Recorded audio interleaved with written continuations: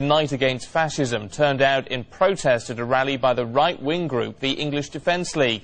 About 4,000 people have descended on the town. Police say the trouble is unacceptable.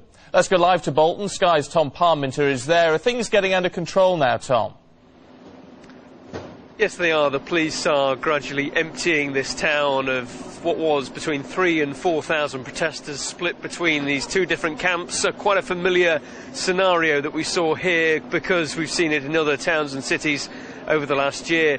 A number of groups within the EDL, a number of factions all gathering on one side of Victoria Square in Bolton, and on the other side, the Unite Against Fascism side, all sorts of different groupings and trade union allegiances and left-wing allegiances in that group.